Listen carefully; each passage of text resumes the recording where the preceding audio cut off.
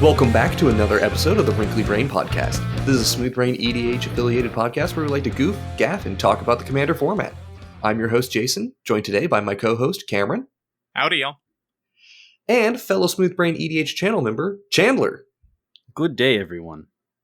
So, at the time of this recording, spoiler season for Lost Caverns of Ixalan has just ended, and pre-release weekend is coming up. So by the time this gets to you, the listener, Lost Caverns of Ixalan will be officially releasing in a couple of days. These two nerds also just recorded our Ixalan set release videos, the first of which will already be out, link in the description. But how'd those videos go? Impressed by any of the cards so far? Oh yeah. Dinosaurs were absolutely nuts. Yeah. How many games ended up being recorded? 4, but we only got 3 because camera goobed. But Caden was playing a card that we might get to later, the new commander for the dinosaur precon, and that thing was stupid. Just cascading off of any dinosaur. Oh, Patlaza? Or Discover. Yes, Patlaza. Discover. Discovering off of any dinosaur is stupid. Dinosaurs were very good. If Chandler wants to speak on the first game, I was not there for that one. Apparently dumb shenanigans were afoot in that first game. Yeah, first game was actually Ethan's fault. He was playing the Red God, and he had, electrostatic field out, and he just got to cast everything in his graveyard with some card. And when every time he casts an instant or sorcery, we take 4 damage, he just needs to do that 10 times, which he did very easily. But then we went to game 2, and I got a Quartzwood Crasher out. I'm not going to say too many cards, Jason. And just started making absolutely massive dinosaurs, and then got my board wiped, and I cried. Yeah, that'll happen. Yeah. I was impressed by dinosaurs in general, though, because the only support they had gotten was from the one set and a smattering of cards here and there. So they've been propped up a lot by this set. Yeah, they're doing a lot better, which is nice to see. Dinosaurs are one of those... Oh yeah, we now have Kindred as a word we can say. Dinosaur Kindred was not really a thing that was... for anyone unaware, WotC released a big errata, or I say big, but it's only 4 changes that they made. One of them is that Tribal as a type is officially gone. It is no longer in the Magic nomenclature. It is now Kindred, which is... They had unofficially been using Typal, and we'd been saying that as the thing we've been adjusting to. Yes, we can. Yeah, I might still say Typal here and there, but now I'll be trying to use Kindred instead, since that's the replacement. Semantics question: is it kindred, dinosaurs, or dinosaur kindred? Because I've seen it used both ways. I don't know what's correct. I don't know. I think it's fine either way. I mean, I know that if Magic is any way to go by how they put it on the cards, you would say tribal sorcery, so it'd be kindred sorcery. But I don't know. It feels like a super type to me anyway, so who cares? We'll figure it out we'll figure it out as we go. Mm-hmm. Also, just because we brought up the Red God already, we are going to be butchering a lot of these pronunciations. Yes. I'm just going to say that now. We're going to butcher pronunciations. Somebody was kind enough to make a pronunciation guide for the legends that had already been released. I don't remember where it was. It might have been on Sheevan's video for Casual Magic. And we're going to say some of the names. For example, the Red God's the correct or more correct pronunciation is O'Hare Ashenil, as opposed to Oger Axonal. Axonal. Yeah, that's not the yes. Southern came out, Cameron. O'Hare Ashenil. O'Hare Ashenil, yes. Either way, so we're going to get into this now. As a reminder, this podcast episode is not going to be that structured. The structured podcasts are great for these deep dives, but I just want to poke fun at my friends. So there's going to be a bunch of cards on a list that we're going to be throwing against a wall and justifying talking about them, lest we face the ridicule from ourselves and you, the listener. Please let us know if please let us know if we decided to talk about some weird cards or we left off your favorite card that we definitely should have talked about. All right, I'm going to go first. Okay. Yeah, let's go. Okay, so back to the pronunciation game. Sovereign Okinec Ahau is the deck I played for set release. I don't know if that game is being uploaded first, but if it wasn't, now you know, spoiler. So Sovereign Okinec Ahau is 2 green and a white for a Cat Noble, legendary creature, with Ward 2. It's 3/4. And listen, because this one's kind of tough. It took me about 8 rereads to figure out what the fuck it was doing. Sorry, what the heck it was doing. Whenever Sovereign Okinec Ahau attacks, for each creature you control with power greater than that creature's base power, put a number of 1/1 counters on that creature equal to the difference. So say that you have this 3/4 out and you have a Sylvan Anthem that gives all your green creatures +1/+1 and you attack with it. It would get a 1/1 counter because it is a 4/5 where its base power is normally 3. So with this card, there's so many different ways you can like build this. It's freaking cool. You want to do Voltron. This is a decent Voltron deck because you slap an equipment on it. You basically double whatever it was, like another 3 1/1 counters. This, Anthems, like I mentioned, excellent. Kindred Anthems. This may be the best Kindred Hydra's commander. We did not think we'd be getting that out of Lost Caverns of Ixalan. But most Hydras are 0/0s and enter with X 1/1 counters, so you just double the amount of 1/1 counters on them. Yeah, that's what I want to say. If anybody who's wanting to build just a classic 1/1 counters deck, you can just read Sovereign here as just attack, double your 1/1 counters. Yes. It's a really great 1/1 counters deck. And you know what? It has Ward 2 because why not? And Ward 2 goes a lot longer away than you might think. Yeah, definitely longer than Ward 1. Yes. But yeah, what do y'all think of it? I mean, when I played with it, I had a Botanical Brawler with 20 counters on it after attacking with it twice. Okay, Honestly, that's good to know. Honestly, the scariest thing that I saw you do with that was cast a Walking Ballista. Yes. And I went, oh, if we let that sit around for too long, that's just going to kill us all. Yeah. It was just terrifying. Yeah. And then I got hit for way too much commander damage because Cameron is mean.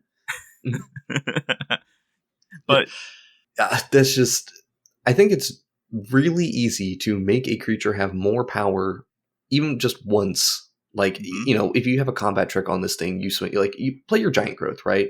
Right. Swing.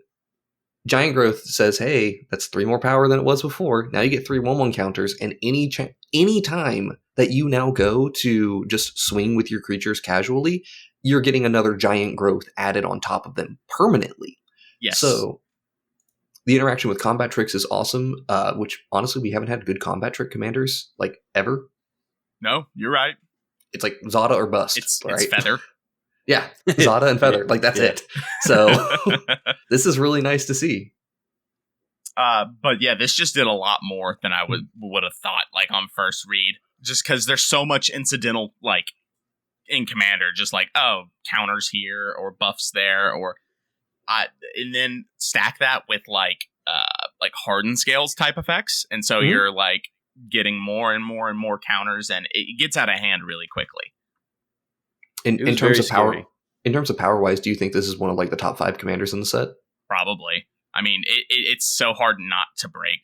Like, I mean, any avenue you take it, it's going to be really, really, really, really, really good. Oh yeah, there's a lot of good options in the set. So it's like the go-to counters deck now, and it was really under the radar for me. I didn't even know it existed till Cameron was talking about it. I kind of tunnel vision dinosaurs a little too much, as we'll see. Yeah. Speaking of tunnel visioning on dinosaurs, Chandler, go. All right. My pick. Unlike these nerds, I picked an uncommon. I picked, and let me get the pronunciation on this one right. Earthshaker Dreadmaw. Okay, I did it. Yeah, as the resident dinosaurs player and Jurassic Park lover, I got to start it off with a dinosaur. And it's a revamp of one of the most powerful cards in all of Magic history. And the card I'm speaking of is obviously Colossal Dreadmaw. But this is just a better version, because when it ETBs, it draws you cards for dinosaurs you control. And it's the same mana cost, same power. It's 6 mana, 4 colorless, and 2 green, 6/6 with trample. Already amazing start. But the fact that you get some more card draw in dinosaurs really goes a long way. One of my first decks when I started playing EDH was Gishath. And I found myself out of cards very often. So now I may find myself turning Gishath sideways, flipping into a few dinosaurs, and then drawing 4 or 5 cards to keep my hand full. And also, I got to talk about the alternate art is a reference to Colossal Dreadmaw, the best card in all of Magic the Gathering. What do you guys think of it? I think this card's very good for like it's one of those like innocuous like filler cards for not filler. That's kind of detrimental to it, but like it fills out a deck and like it's very necessary. My only thing is it draws for each other dinosaur. So if you draw it, it literally is just Colossal Dreadmaw, and it's like your only dinosaur. That's kind of funny. But yeah, really, really good card. It's still better than Colossal Dreadmaw in terms of EDH playable, but obviously Colossal Dreadmaw is still the king. Like, this is the Pauper All-Star we're talking about. Come on. Right. True. Right. Yeah. They couldn't make this thing a common because then it would have to compete with the real king of Pauper. Like, come on. I really like that they keep doing Dreadmaw jokes. Wasn't there a blue one? Illusory. Yes. Yeah, they're going to keep making more Dreadmaws. Yeah. It's good. We're gonna be able to play 5-color Dreadmaws before too long. Yes. Yeah, baby. That's what it's all about. All right. Let's get into the next one here. I got Thousand Moon Smithy. This one's going to take a lot to read because there's a paragraph on each side of this card. So this is 4 mana, 2 white for a legendary artifact. When Thousand Moon Smithy enters the battlefield, create a white gnome soldier artifact creature token with this creature's power and toughness are equal to the number of artifacts and or creatures you control. And at the beginning of your post-combat main phase, you may tap 5 untapped artifacts and or creatures you control. If you do, transform this card. And then the backside is Barracks of the Thousand, which is a legendary artifact land with tap, add white, and whenever you cast an artifact or creature spell using mana produced by Barracks of the Thousand Sun, or Barracks of the Thousands, not Thousand Sun, create a white soldier artifact creature to a gnome. Again, create another one of these gnomes that have the power and toughness based on creatures and artifacts. God, there's so much words on this to read words. that. Just try to read that of like, oh my god, that's like 2 minutes of me just. It was a whole fucking novel. reading. I know, right? And we thought Questing Beast was bad. Yeah. So Questing Beast is still bad. Questing Beast still has so much. People keep forgetting what's on that card. So here's the thing about this, right? The front side is ETB artifact. Make a Urza a construct, right? But it's better construct. Yes. Then backside is just tap whenever you cast an artifact or creature spell, which is probably most everything you're going to be doing with this deck, and you use the mana from this land. Cool. Make another one. Just guaranteed 1 a turn. Yep. It gets close to, right? And that's just huge. Honestly, the big thing for me is that this is just a white artifact that I can flicker that makes better constructs. Yeah. The Blink deck in me has been awakened. Yeah, y'all couldn't see Cameron's face there, but it was hilarious. He was just like, "Oh my god, the third eye just opened." Like it arguably could be better with. Also, I like how you're not like forced to flip it. Like in that context of it being better in a Blink deck, there is no like if you control 5 or more artifacts, flip it, because a lot of them are worded like that where you don't have any agency. Also, how ridiculously easy it is to transform this thing. Like 5 artifacts and or creatures sounds like a lot until you realize that it is providing you 2 of them. 2 of them. The front side and that gnome, that's 2 of the 5 that you need up front. Yeah, sure, you'll tap yourself out of the mana, so to speak. But at the same time, you get it transformed right away, and that's really easy to do. And then it's just straight value after that. Mm-hmm. Also, I like how a lot of the cards in this set have been templated as artifact and or creatures, just to give it more flexibility. Yeah. Because this obviously works great in a white artifact deck or a white weenie deck. You know, yeah. I guess I could have. It's just a casually huge creature. If you're playing white weenie, take those. It's going in Adam, that's for sure. Is it? So technically, rules question, Jason. The tokens are stars, right? They're not 0/0s. They're stars. I believe in the situation that should be. Yeah. Okay. It's not getting +1/+1. It's not a 0/0 because I think constructs are templated as they're stars. Yeah, looking at the actual token itself, it is star. Yeah. The distinction for those that don't know is that stars in all zones have that power and toughness. Whereas, so like with Tarmogoyf in your hand, it's still a 3/4. But whereas if it's a 0, it's 0, you know? Yeah, but importantly, either way, because it's a token, like, it just doesn't matter because the only zone it can exist in is the battlefield. I was thinking about it in Okinec Ahau. That's why it does matter, because if it were 0/0s, but because its base power toughness is bad, then it's not as good. Okay, but yeah, that makes sense then. Sorry, I should have explained my thought process beforehand instead of just like... You got there. No, you're good. But yeah, I think this is potentially one of the better cards, like, just for casual commander overall. This is one of the better cards in the set because it's got a lot of different uses. You made me want to break this card. I'm excited. It's not hard to. No, it's really I not. like it. I like it because once you flip it into a land, it is much harder for people to deal with, too. It's just value that they can't really stop unless they're playing like a wasteland or something. Not a lot of people do. Well, it is an artifact land. Oh, it is an artifact land? Okay. You can also see this as a kind of form of ramp in mono white, because as you said, like having 5, if this is making 2 on its own, what's the likelihood by turn 4 you're going to have 3 other creatures in white, weenie? Pretty high. Yeah, it's really not hard. I was thinking of sequences involving Adeline and how easy it would be to get to this online on turn 4. Yes. So I mean, heck, all you need to do is create a couple treasures. That's pretty easy these days. Yeah. Speaking of just easy broken things, let's talk about Kutzil. Did I put that on, or did you, Jason? I put that on. Okay, I wanted to talk about it too, but go ahead. Yeah. No, I put it on so anybody could take the lead on it. But you know what? I'm taking the lead on it because screw you. Do it. So, Kutzil, Malamet Exemplar. This is 1 green and white, so Selesnya, for a 3/3 legendary creature, Cat Warrior. Your opponents can't cast spells during your turn. And whenever one or more creatures you control, each with greater power than its base power, deals combat damage to a player, draw a card. Alright, we already talked about Sovereign Okinec, so same restriction, but trading, getting more power for drawing cards. Yeah, just makes it a Tymna. It's a Tymna. Right? Who at Watsy said, let's combine Tymna and Grand Abolisher. Right. Bad idea. This is we've already established, like, this is easy to get online. This is very powerful. There's not a whole lot we need to say on this, aside from one of the huge things about this is a commander that people are already looking at for CDH, and one of the big things for it, like really big things going for it, is not only can you have this as a commander, but it's green for Green Sun Zenith. Green Sun Zenith, and like Worldly Tutor doesn't care, my bad. Yeah. But yes, being able to tutor, it's a lot easier to tutor green creatures.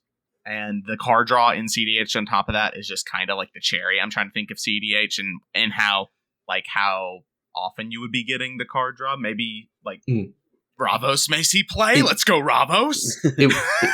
It would depend on the deck that you're trying to play, for example. Like if you're trying to play a deck that is a stacks deck, then the card draw will come up a fair bit.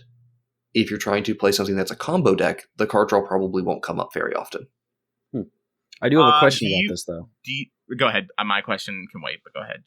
I'm not super familiar with CDH like most of you guys. I just want to know, how relevant is it that it's only spells that can't be cast? I know Grand Abolisher does say abilities and stuff, too. Will that come up that much? Channel lands is probably the biggest. Channel lands are where it will matter. For the most part, I will say you're going to stop most everything, and it will depend on that build again.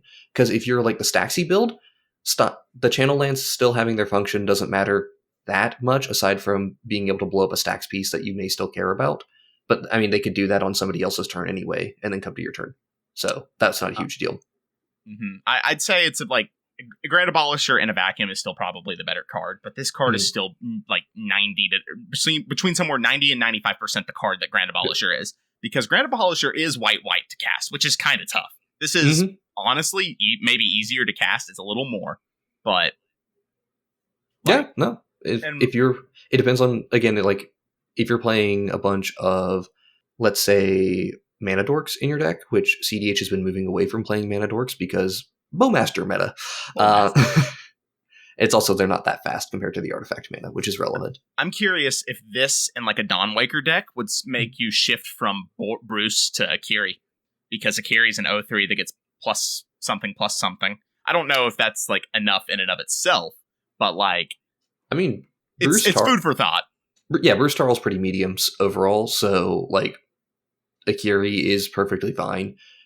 I think you have found a decent enough justification to maybe go that route, although those 4-color piles can do a lot of things and have a lot of reasons for why they might choose to do something. Yes. Just, as I said, just food for thought. Mm-hmm. All right, Chandler, go. All right. My next one is, guys, look out. Don't move. So I picked Don't Move, which is a 5-mana sorcery, 2 white and 3 colorless for destroy all tapped creatures. Until your next turn, whenever a creature becomes tapped, destroy it.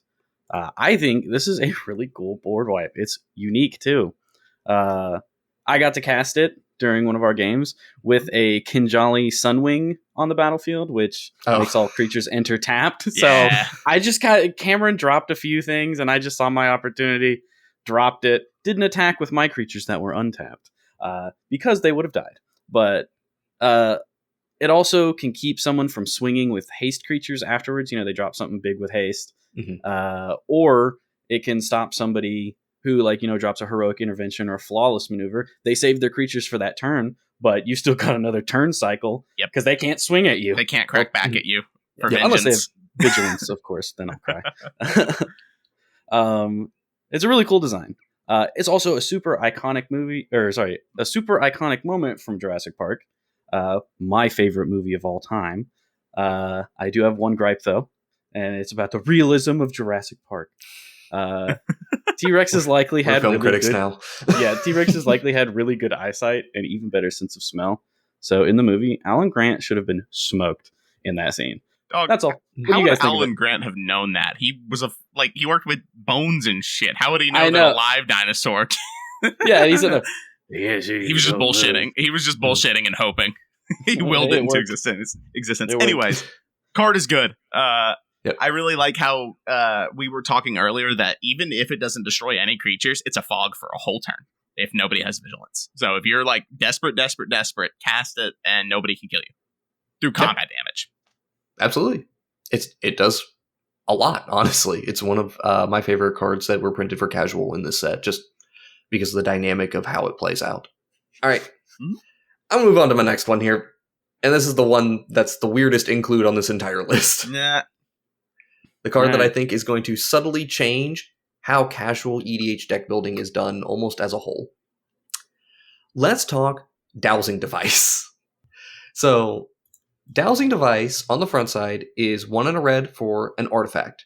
Whenever Dowsing Device or another artifact enters the battlefield under your control, up to 1 target creature you control gets +1/+0 and gains haste until end of turn.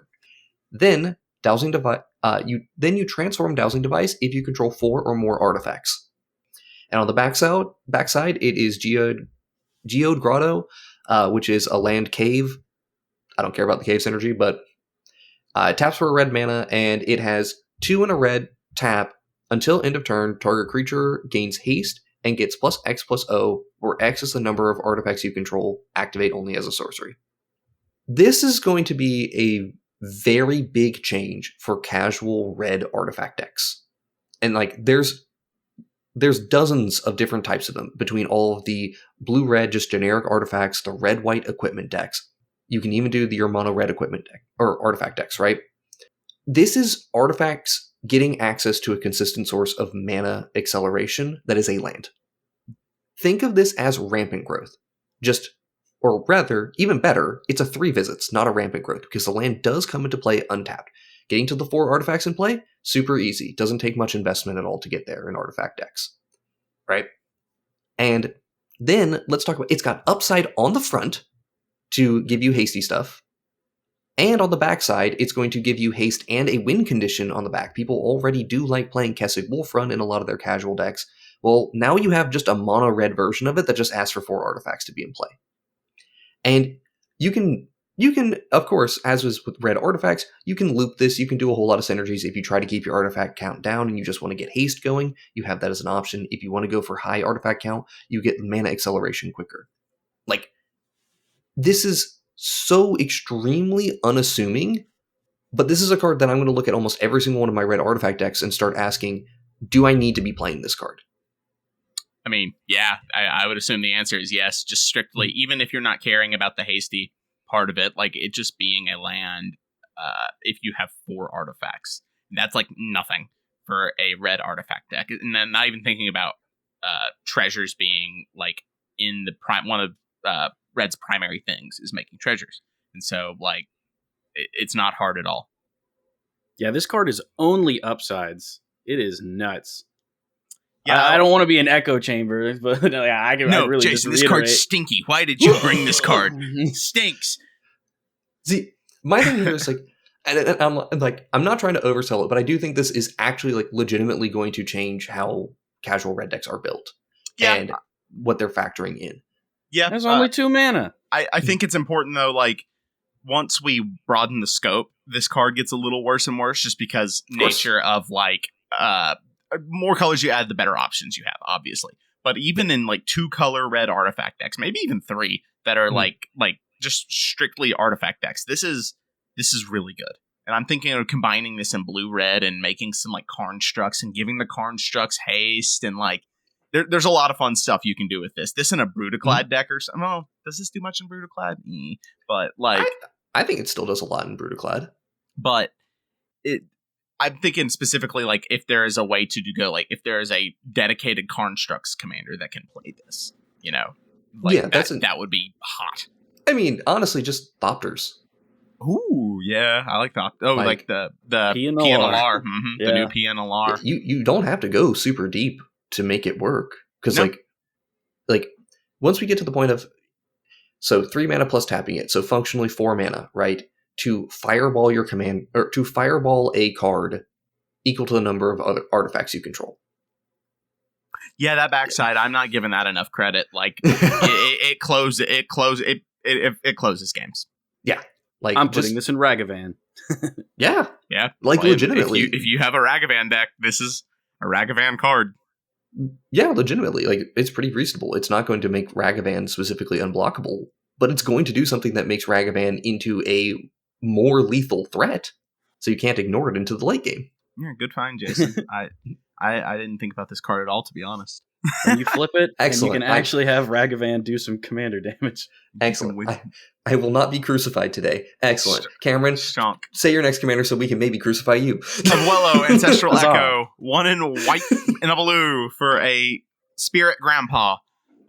Flying Ward 2.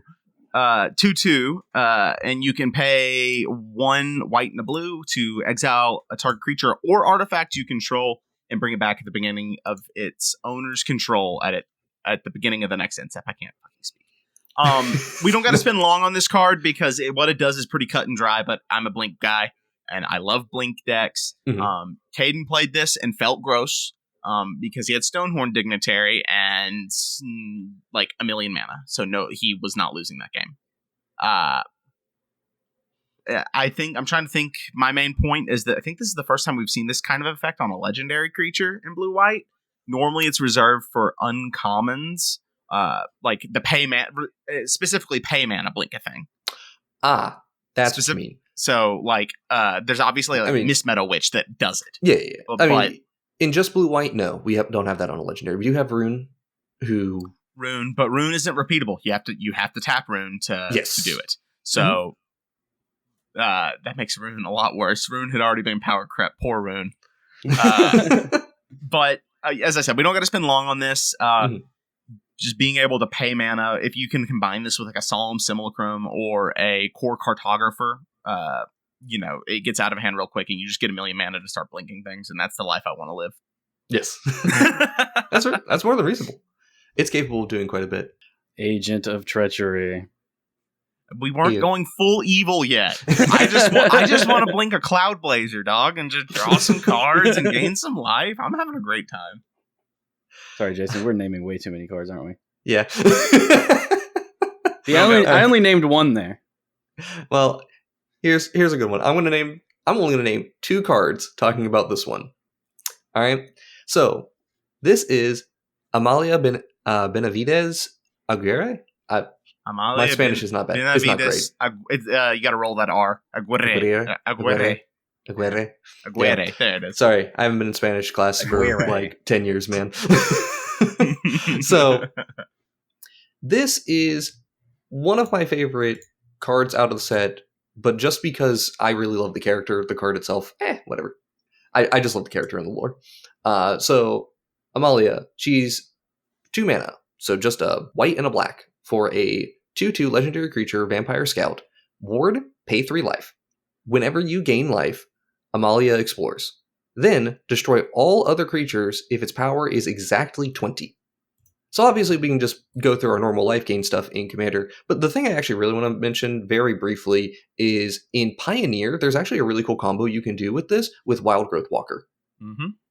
So whenever you gain life, you'll explore, triggering Amalia. Exploring triggers Wild Growth Walker, which will cause it to add a counter to itself and and you gain 3 life if I remember correctly, which importantly you're gaining 3 life, which triggers Amalia again, and congratulations, you're going to walk straight up to 20 life and just murk the board and probably swing for lethal in Pioneer. That's just a cool little Abzan combo you can do. Yeah, I like it when infinites are put in other formats, you know? Mm-hmm. Yeah, that's disgusting. You're going to gain a lot of life, too. Like, even if they do somehow deal with it, well, you also have a 20/20. Just a much better position. Yeah, assumingly you would have gained something close to 50 life through doing this. Yuck. And in Pioneer, that's not a small amount. Also, very briefly, one of the reasons I love this card, she had great character growth through the whole thing, being nervous and uncertain and whatnot, but also her magic is some of the coolest I've seen wizards do in a long time, where she is a blood mage that does cartography magic. Huh! So, takes blood, looks at an area, blood fills out the map for cartography. And then what she's able to do is kind of like smear or wipe out a small section of the map, and it causes fissures in the ground to just change the landscape. That's sick. That's cool. Reality warping blood magic earth mage? Yeah, thanks. I'll take that. That's sick. That's really cool. Yeah. Listen, when it comes to mages with paper powers, I like Commodore Guff a little more. Mm-hmm. I was kind of hoping that she would do something like paying life would cause you to make maps, and then you could sacrifice maps to vindicate things. But I'm perfectly happy with this card as well. All right, Cameron. All right, I'm going to skip over the one that's next in the script and read the next one. Is that okay? Unless y'all have something crazy to say about that first card that's there. Fine. Illustrious Wanderglyph. It's a cool card. It's 4 and a white for an artifact creature golem. That's a 2/2 with Ascend. And other artifact creatures get +2/+2 as long as you control the city's blessing. And at the beginning of each upkeep, create a 1/1 colors Gnome artifact creature token. Who said Tendies in white was going to be on the menu for this? I didn't know that, but now I am. Or now I do know that, and I'm very happy. I'm very sad because in the games we played yesterday, I had game 1, this was removed 1 turn after I put it down. And in the next game, my Tindershoot Dryad was removed 1 turn after I put it down. Yes, they are kill on sites. They made me want to cry. Wow, kill on site card is kill on site. Illustrious last card I'm going to mention, maybe. Probably not, I lied. Illustrious Wanderglyph plus, or this effect plus the World Tree, whatever the card, the 3 green. Something Tribute to the World Tree? Tribute to the World Tree. You should draw a card every upkeep. That was cool. Yeah. But we've been having internal arguments within Smoothbrain on if this is better or worse than Tendies. I am on the better side because it buffs all artifact creatures, and this is much more relevant than buffing Saprolings. So I think it's the same. I think they are equal.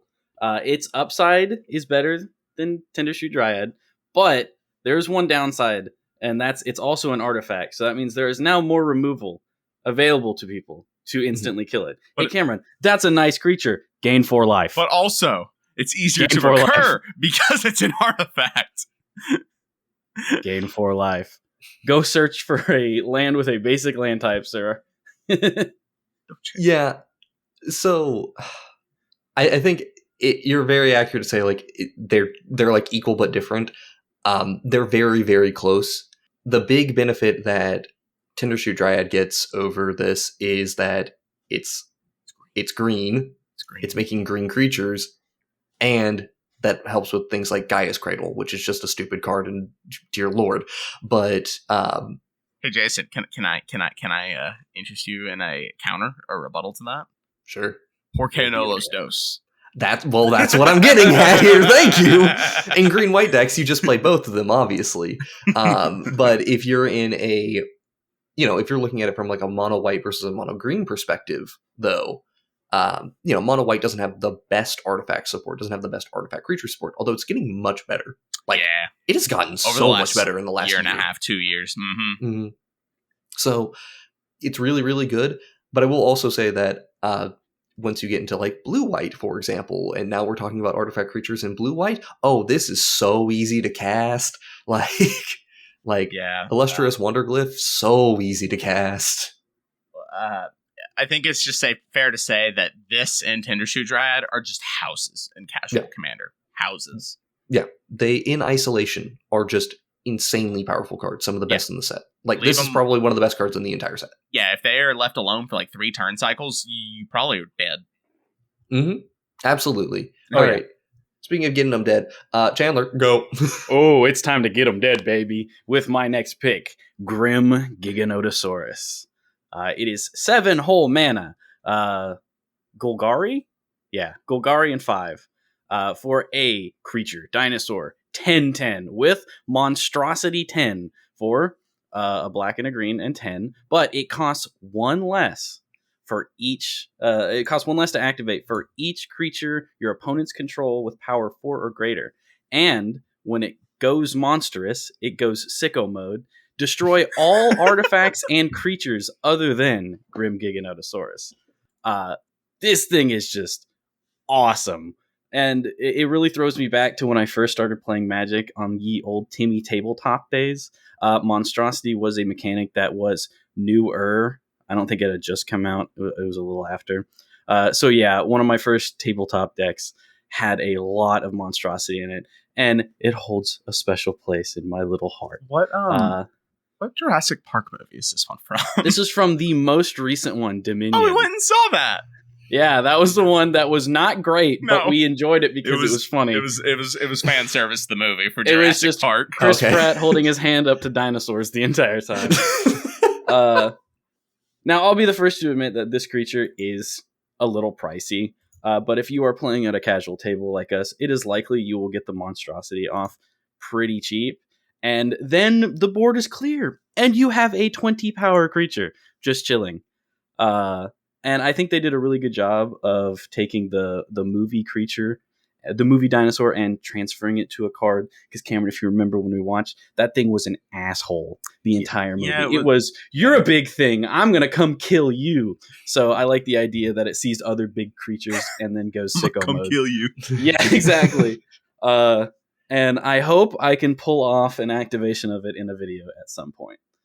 I have to find a deck for it because it is a weird play that it is Golgari. That's the only thing that is I have to say about it. Black normally isn't a dinosaur color. Regisaur. Oh, I'm sorry, Jason. There's a couple, but yeah. Yeah, of course. No, I mean, dinosaurs are in every single color, but they are primary in green, and then secondary in red, and then a little less than secondary in white. And then a little in blue. Why are all dinosaurs so fucking big? I know why, but like...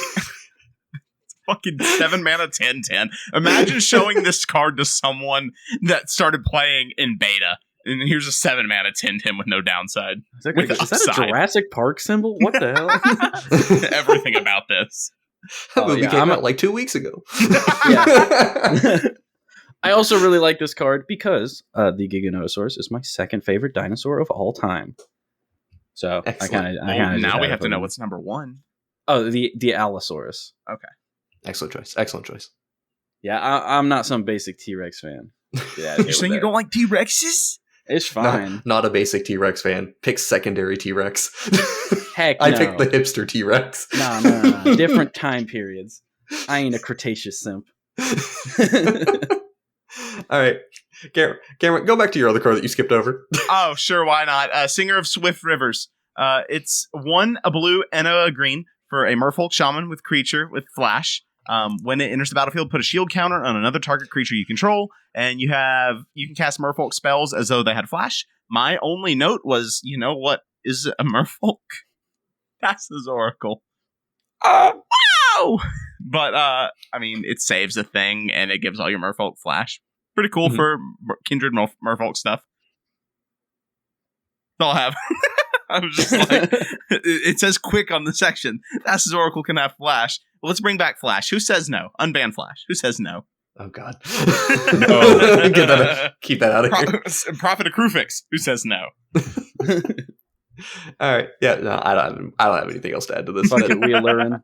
There's a decent number of good merfolk, and this is one that's very helpful. Yeah. All right. Next card, Barolome del Presidio. This is 2 mana for a 2/1 legendary creature, Vampire Knight. Also, it's Orzhov. Just the only ability on this card is sacrifice another creature or artifact, put a 1/1 counter on Barolome del Presidio. Free sack outlet in the command zone, no restrictions in black-white. And cheap. Thank you. And cheap as like Cheap, 2 mana. Yeah. This Fuck card, you, Vishkal. I was gonna say Vishkal. What's the one that the pilgrim, the Ellie? Is that Ellie? one? Yeah. Ellie. Screw you guys. Get power crept. For real. I am definitely a fan of this. Also, count me as a member of the Barto Club. Yes, same. Free sack outlet in the command zone. Free sack outlet in standard. What? At 2 mana. Aristocrats is coming back. Also, you can build this as creature aristocrats, or you could, if you want to play Orzhov artifacts, one of the best commanders for it. Yep, absolutely. That's all I got on Bard. I guess I should also say, enjoyed him in the story as well. He was very much our just nice paladin person, but he was also a spy, and that was great. Oh, that's cool. Huh. Yeah, not much to say about this card, but we like good simple effects. We like good clean magic over here. All right, Chandler, next. Back to me again. All right. Well, I mean, sticking on theme with dinosaurs in Jurassic Park, I picked Ellie and Alan, paleontologists. Now, this one is another, these guys are picking the best cards in the set. I'm just picking ones that I know I'm going to be playing all day, every day. And this one holds a special place in my heart. As stated before, the OG Jurassic Park is like my favorite movie of all time. I was a little dude watching it. My sister, who is older than me, was terrified of it. I was a little squirt being like, oh, that guy just died! Oh my god! I remember my dad got us a VHS from Blockbuster of it, and when he had to take that back, dude, I hid that. I hid that thing. I did not, and I got a whooping. Yeah, I still have that exact one. It has the sticker on it. That's one of my treasures. Anyways, and I never thought I'd see Sam Neill or Laura Dern on a Magic card, but here we are, and we're about to get like Marvel characters too. I'll be back to talk about Spider-Man. That's my other childhood. Anyways, these characters were very important to my childhood. So when this got spoiled, I just got like a rush of emotions and nostalgia, and I knew I had to build it. And I did, and it was super fun. It's nothing too broken or anything. It is just a fun, cool commander, and you get to discover. What does the card do? What does the card do? Oh, you're right. I should know that. That's what we're supposed to start with. For everyone in the audience. I'll go right now. Hold on, Chandler. I'm calling you out on this now. Here. For everyone in the audience, I was talking with Chandler since he hasn't been on the podcast for a while. It's like, all right, reminder, read out your cards, do these things. Don't say too many cards. When you get excited about something, you're going to rush through it. And he's like, no, I'm very confident. I've got this covered. I'm not going to forget to read the card or anything. I watch your show. I was doing so good, too. Here, I'm just going to say this voice line. Just take it and cut it to the front before I start going. Yeah, sorry about that. They are a 5 mana, blue, white, green, and 2 human scientist. That is a 2/5 with tap, exile creature card from your graveyard, discover X, where X is the mana value. Activate only as a sorcery. Yeah, my one gripe with all the Jurassic Park cards is that anytime you have to activate anything, every single one of them is as a sorcery. And that annoys me a little bit. Anyways, about this card. Wouldn't it be awesome to discover pseudo Cascade off of things just by using your graveyard? I remember in the games we played, I got to discover 7 on like turn 4. And you know what I flipped into? What? What'd you get? Dino DNA, That's a 1-drop. right. I One cried. card. I cried, dude. It was awful. That actually does remind me. I did want to ask, what do you guys think of Discover as opposed to Cascade? Oh, Discover Cascade debate. Okay. They are basically on par with each other, little bit different. In most cases, Discover will be better. That's what I thought. Like, I was like, Discover lets you, if the card isn't relevant at the time, like if you flip into a counterspell, you're just like, okay, I'll put it in my hand. You know I have it, but like... I guess as well, should we say the differences? Yeah, so brief explanation. Cascade is a card that mechanic most people are familiar with at this point, but whenever you cast a card that has Cascade, you're going to exile cards from the top of your deck until you reveal a card with lesser mana value, and you may choose to cast that spell. Then you put all the other exiled cards on the bottom of the deck. Random order. Discover does the same thing, except it's on resolution of the spell. So when you resolve your spell, you'll start discovering, exiling cards, and then if you choose not to cast the card, you can put it into your hand instead. So if you hit your counter spell... Okay. Mm-hmm. So Cascade means that, so it goes on the stack on top of the spell you cast, whereas with Discover, the spell has to resolve with Discover for the trigger to resolve. Yes. And that's the key thing, is anytime you cast a spell with Cascade, you are guaranteed to get another card. Some other card will come and you'll get something off of it, right? Now, you have to do your deck building restrictions as to whether or not you want to deal with counter spells in your deck and potentially countering the thing you cascade into. Cascading into a counterspell and counterspelling your card, or just not getting any value off of it. But at the same time, you're always going to get your thing. You're always going to get your Cascade trigger unless somebody counters the Cascade.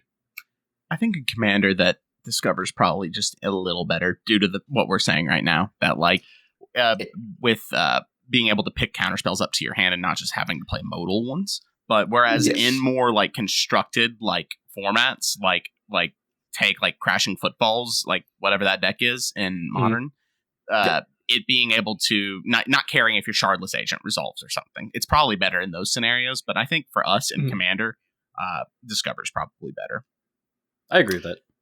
Yeah, the Discover, I think, for Commander is just generally going to be better because like Cascade decks are all centered around manipulating your deck to reduce as many low mana value cards in the deck as possible to find your zero cost spell. You mentioned Crashing Footfalls for the Team of Rhinos deck, for example, a zero cost spell that you normally would have to put on suspend, but you can cast it off of Cascade. Discover decks aren't going to be required to do that. They're going to let you play the more mid-rangey style Cascade decks that were kind of like when old Jund decks, like where the phrase Jund 'em out really came from, was talking about the Bloodbraid Elf era of Jund. Similarly, playing Shardless Bug in Legacy, where you were casting Shardless Agent trying to hit cards like Hymn to Turok. Those are the types of decks that really like Discover more than they like Cascade. So Cascade's going to be a little bit better if you're doing like truly broken things. Discover is going to be better if you're doing something more fair. I agree. Either way, they're both kind of broken, and I'm astonished that they brought it back. Yeah. Speaking from experience, Discover with, as we were talking earlier, on the Naya Patzl or whatever. It's card advantage. And Petlaza, I'm sorry. And card advantage is good. Yeah, it's just card advantage. Very good. All right. You know what else is good? Cameron's next card. Go!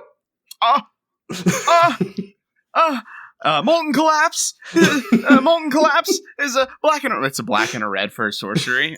Choose one. If you descended this turn, you may choose both instead.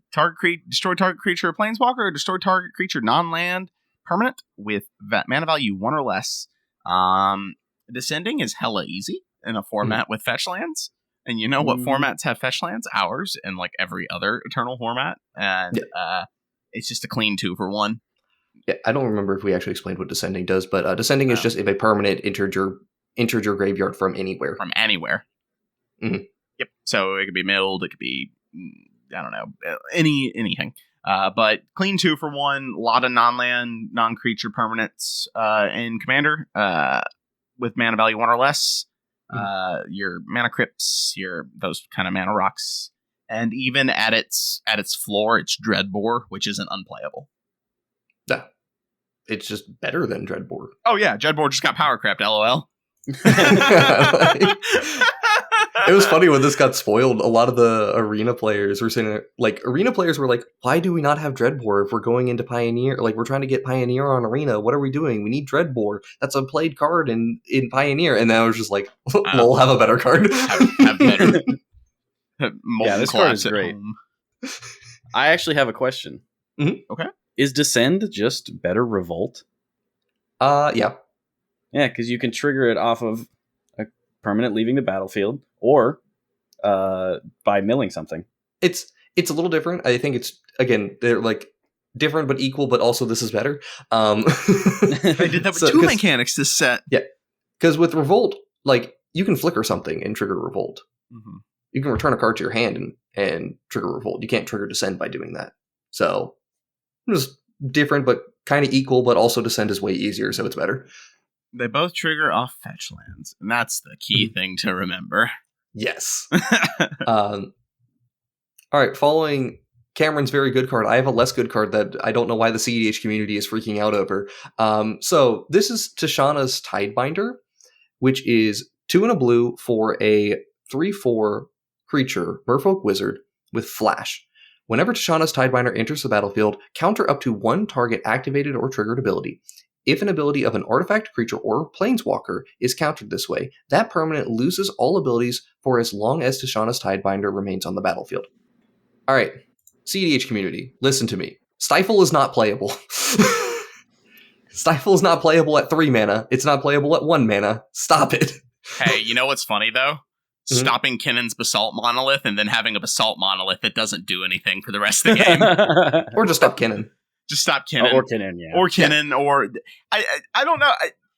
I don't think it's going to change the format, but I think it's not bad, but Stifle isn't played. But It's just... I don't know why there's so many people who looked at this card and were like, this is instant CEDH staple. And I'm like, no?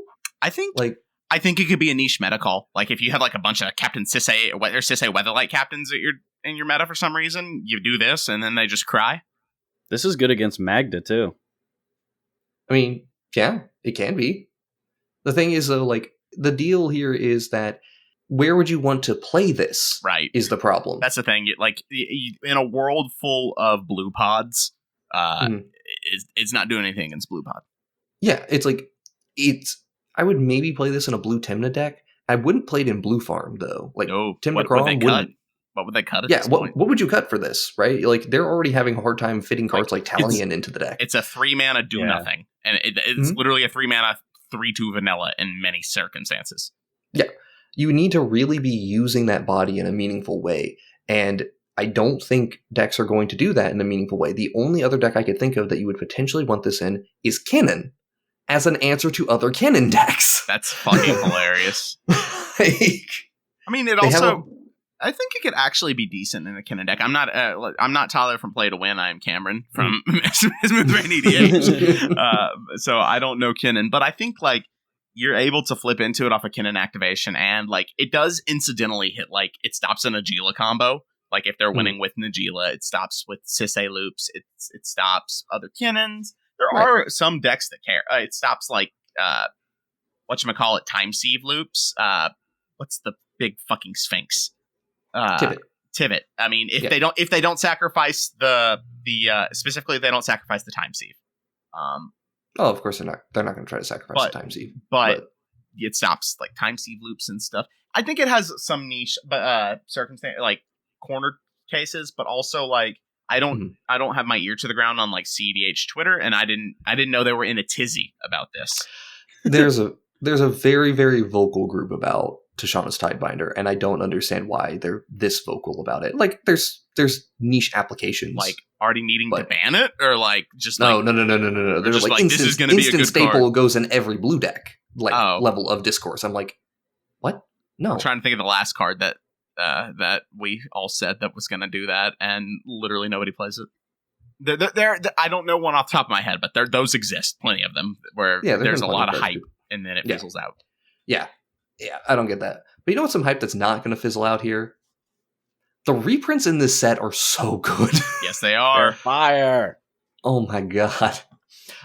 So there's a lot of good reprints in this set, just overall. Like, high value reprints getting there. Gishath was starting to get up a little bit of money. Resplendent Angel was like $30-$40 before this reprint. Really? How much I know, was Growing right? Rights going for? How much was what? I don't know. I don't know about the price on Growing Rights, a bit long. Cavern of Souls was a card that's been always... Yeah, it was like... Was it only 30 at the time? I know it had Growing a reprint. Rights? Growing Rights was like 30. Oh, Growing Rights was 30. Yeah. Okay. Yeah. That's why I asked. Yeah, Cradle at Pretty Home. good card. Yeah, right. Still pretty good. Yeah. Cradle and card advantage. Yeah. And even some of like the cheaper cards that they decided to reprint, like Sorcerer's Spyglass, just a nice card to have back in standard Downshift environments. Too. It's a good card, yeah. Yes, downshifted uncommon. Ooh, true. They've got a Braid back in there. Pitiless Plunderer. Yes, the Pitiless Plunderer reprint is a really, really nice one to see. Like, yes, that card was like $12 for no fucking reason, other than that it was in a set, Rivals of Ixalan, which is a Poopy Duke set. Yeah. no other way to put it. Rivals of Ixalan was not a good set. No. The first Ixalan in general, we haven't talked about that. The first Ixalan, really cool flavor-wise. Power level? Not good. Yeah. We got Opt back in Modern. Let's go. I'm also going to say, it was just a miserable set to try to draft. Was it really? Like, were you just in the factions, and then that was it? You were basically in the factions, which basically made it there were 8 draft archetypes because you couldn't play blue-white like at all. And even when you did have other archetypes to like the one cool thing that was really interesting about that draft format was your ramp deck was the Pirates deck because of all just the random treasure production. Yeah, they made treasures on ETB. Yeah. So you could do some cool stuff. I enjoyed playing that, but other than that, like, Merfolk didn't feel great to play. Vampires were insane. Like, dear God, if somebody, like, there would be 2 or 3 players every pod playing Vampires because it was so good. Just like, we mentioned that Mana Crypt is randomly getting a reprint too. We didn't mention that Mana Crypt is randomly getting a reprint. Hey, listeners, Mana Crypt's coming back. I didn't. Is it so? How? In what capacity? Like, how common are they? I'm not going to try to understand that one. Like, okay, is it like inventions or like a little more? I genuinely don't know. Okay, I'm excited because I don't own a Mana Crypt, so I'm hoping they get down low enough to where I can pull the trigger on one. I'll tell you that the special guests are like they're in the list slot, and their appearance rate is like 3.8% or something like that. You'll get one of the cards that's a special guest, which is great because there's some really good special guest cards in there. But the box toppers I don't know about, like the Mana Crypt, or actually not even Mana Crypt, like the Whisper Silk Cloak, for example. Love that art. Great art. I think Chalice the Void. Looks great. Flowing Chalice. Yeah. A lot of cool artifacts. Yeah, there's a lot of good ones in there. But those ones are the box toppers, and I'm not even going to try to begin to understand the distribution process on those ones, aside from you get them as box toppers. Yeah, I think they said they were going to be in collector's boosters as well, but they didn't Probably. say... Yeah, they didn't say how common they would be. Oh my god. Yeah, it's very... It can be a bit frustrating to try to keep track of where to get these cards. But the general answer is if you want the cool card, go get a collector booster. Jason, I have to give Scryfall a quick shout out because of the code. You can. I didn't know you could filter this way on Scryfall. I clicked your link and see your Scryfall like coding. This is sick. Like, he filtered it by reprinting from Lost Caverns Commander reprints over $2. I'm like, I didn't know you could do that. Mm-hmm. So even has specifically looking at the price in paper versus looking at it for MTGO. Oh, Twilight Prophet. Did that just get a clean reprint in the Vampires deck? Good. That card was like $20-$30 for some dumb reason. Well, it's a good card, but you know. It was? Oh, it was? It was like $20-$30. Well, it was kind of. It got reprinted in Commander Masters and that dropped its price immensely, but there's a promo version that's still over $20. Either way, Twilight Prophet, great card. All right. We're getting towards the end of this. We have a couple of quick ones that we're just going to name off here. That's Cameron. All right, real quick. Helping Hand and From the Rubble. Both of these are just white reanimation spells. Helping Hand is white Unearth. For 1 white, return battlefield tapped a creature with power 3 or CMC 3 or less. Sorry, mana value 3 or less. From the Rubble is more mass reanimation. You choose a creature type, and at your end step, return a creature card of the chosen type from your graveyard to the battlefield with finality counter on it. I just bring these both up to say that I'm really happy that white is getting reanimation effects. It feels like for a while there, it's always been secondary in white. Primary in black, secondary in white. But it's nice that they're actually dipping their toes into white, getting reanimation. because for the longest time, even when I was playing, it was strictly a Black's Color Pie thing. Like, we would once in a blue moon get like a white reanimate thing. But usually they were pretty bad, like Invoke Justice or something like that. Yes. Something that you're just like, come on, guys. Very overpriced and expensive and hoops to jump through. But both of these are just clean, like, reanimate stuff. Right. Exactly. All right. Next card is Trumpeting Carnosaur, which is a 6 mana in red, so 4 red, for a 7/6 dinosaur with trample. Whenever it enters the battlefield, discover 5. And you can pay 2 and a red, discard Trumpeting Carnosaur. It deals 3 damage to target creature or planeswalker. All right. The only thing I really wanted to talk about this is not a very assuming card, but this is actually one of the more legacy playable cards because there's a very specific deck for it called Mississippi River, aka Teamer Creative Technique Cascade. That whole deck is playing 6 mana value and higher cards with Cascade in it so that you cascade into your 5-drop Creative Technique. Discover versus Cascade debate comes up here, especially matters when you have counter spells involved. But the important thing is that deck just completely lacked removal, and this is 3 mana removal. Oh, yeah, that is cool. Yeah, so I could see this being an all-star in Standard too. Not gonna lie. Mm-hmm. Yeah, it's a big threat. It's able to do a lot. So that's all I wanted to bring up. I do have that. one gripe with it though. Sure. Carnosaur is obviously a play off of the real dinosaur Carnotaur. And the artwork is not a Carnotaur. That is all. Okay. Mr. Cameron, Mr. next card. Paleontologist over here. Echoing Deeps. It's the one land that I've brought up from this set. It's a cave. Caves, baby. Yeah, enters the battlefield tapped as a copy of any land card in a graveyard, except it's cave in addition to its other types. And if you don't want to do that, it just taps for a colorless. Body double for lands. Let's go. Yep, pretty good. It's not like it's hard to recur lands, but I don't know. Someone blows up your Field of the Dead. Boom. Yeah, I play a bunch of lands decks, so this is why I brought this up. Yeah, there's some maybe some interesting implications on how to use this, even in constructed formats. Yeah, but I'm too smooth brain to figure that out at the moment. Same. You make a 20/20 flyer and sacrifice it. It's in the graveyard. Boom. You have another Dark Depths on the battlefield. All right. Then this is going to be the last card that we're going to go into some depth on. This is Tetsun Gnome Champion. So this is 3 mana in Jeskai colors. So blue, red, white for a 2/2 legendary artifact creature, Gnome. Whenever Tetsun or another double-faced artifact enters the battlefield under your control, mill 3 cards. You may put an artifact card from among them into your hand, and then it has craft with 6 artifacts for generic mana.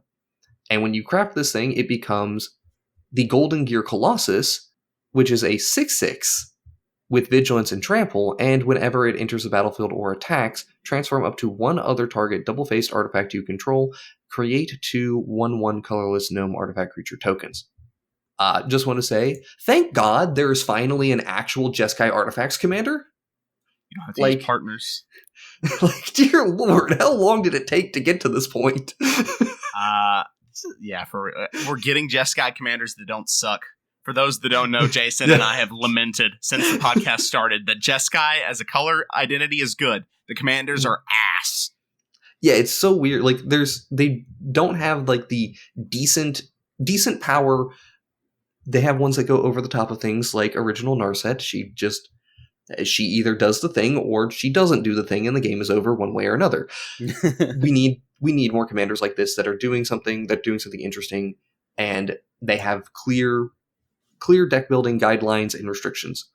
The thing is, I think we're going to get new double-faced artifacts soon. Like, we already have them in this set, right? Maybe not in Karloff Manor. It may be that in like Duskmourn or one of the other sets within a year from now, we are going to probably see more transforming artifacts because there's just not nearly enough support for Tetsun right now.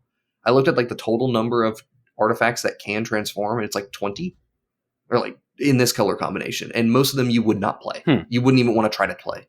So that's unfortunate. Yo, I can flip my Dowsing Dagger. Let's go. I'm sure most of those flipping artifacts came from this set too. Yeah, most of them did. The one Jason referenced earlier. Yeah, there just is not enough support for this right now, so I expect we will see it soon. I think it would be cool if in the upcoming Karlov Manor one, we have like, see, like you cast a scene and then it like flips into a murder weapon. I think that'd be cool.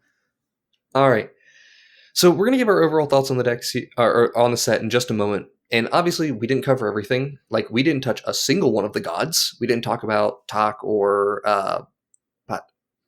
I'm going to blank all these names right now. Yeah, I'm not going to try to. Blue God, real cool. Didn't talk about it. We didn't talk about the Enigma Jewel, which is a pretty interesting card to for activated abilities decks. We didn't talk about Dinosaur DNA. We briefly mentioned Dinosaur DNA, but we didn't cover about its combo potential, like how it relates to Dockside Extortionist. We didn't go through Indomitus Rex and the Indoraptor, which are both pretty cool cards. Also, we had like Stalactite Stalker and Goblin Tomb Raider. Those are both modern, playable, aggressive one-drop goblins. That's potentially a huge deal. Kutzil Larcenist, really good card for Commander, really annoying to deal with. And we have like the Discover Land Cycle, which is potentially something, if you like playing tap lands in your deck or having access to these types of utility lands, they're actually really nice to have. But we can't cover everything. But what do we think about the set overall? Chandler? So I loved it. You guys kind of ragged on original Ixalan. It's honestly probably one of my favorite older sets. Well, it's not even that old, but I know it's not powerful, but I just remember enjoying it the most. You know, it's where a lot of cards that go into my Kindred decks, which are usually Dinosaur Kindred. So a lot of them came from there, but obviously you guys know I'm just here for the dinosaurs. So this one is going to be very popular with me. But like pretty much everything in it was really good. I like the new Discover and Descend mechanics. Explore is back. I remember not actually liking Explore that much, but you know, now that I've grown a bit, I kind of like it. And we got Jurassic Park cards, and that's all I care about. So thumbs up from me. Yeah, I agree with your sentiment. Other than the fact that Rivals of Ixalan was cool, I do agree that it was great flavor-wise, but I still didn't like it that much as a set, just because, like, I don't know, it was our third block, because we got in an Aether Revolt and Hour, and I thought both of those settings were cooler. But the factions... I mean, I guess you were before. We started playing... I played with Ethan then, more so than you. But anyway, we played. And the reprints are excellent. I think this has really, like, this is a much fresher look and way to go into Ixalan. Like, it's so much cooler. There's so much more. There's cooler mechanics. Like, I think bringing back Cascade, while power level wise, it might not be the smartest move. It's fucking cool. And the reprints. The reprints.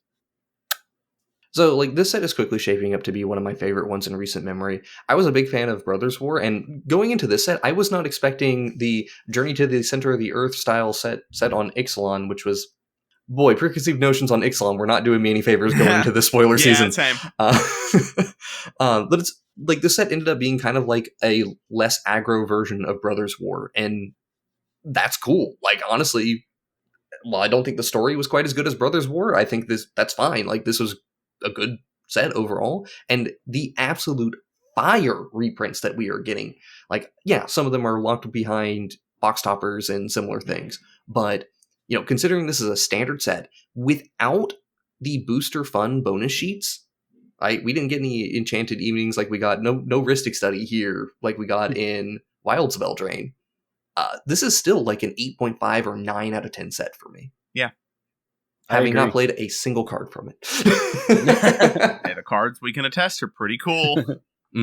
So, I think that covers about everything we wanted to say. This is looking like a great set overall. Anything else you guys want to add before we head out? I'm ready to go to Karlov, or what's the next one? Karlov Manor? Murders at Karlov Manor. That sounds fun as fuck. I'm excited for that. Hey, Cameron. Yeah. What do you call a blind dinosaur? What do I don't know. What do I call a blind dinosaur? Do you think he saw us? A what? Do you think he saw us? Do you think he saw us? I would like everyone to know this is at least the 4th time that Chandler has shared this exact joke since being informed that we have a dinosaur set. Think Oh, yeah. I don't. Well, Get it's specifically Jurassic Park. Yeah. Do you think he saw us? Oh, Oh my god. Smooth brain and full. God damn it! All right. Aurelia. Thank you all very much for watching another episode of the Wrinkly Brain Podcast. If you'd like to see edited gameplay videos, head on over to our main channel, SmoothBrainEDH. We upload every Saturday. Don't forget to like and subscribe. Give us a comment and let us know what you think. If you'd like to talk to us directly, feel free to join our Discord. And if you're interested in supporting us financially, check out our Patreon. All links are directly in the description or in our link tree. This has been Jason with Cameron and Chandler. Y'all have a great day. See ya.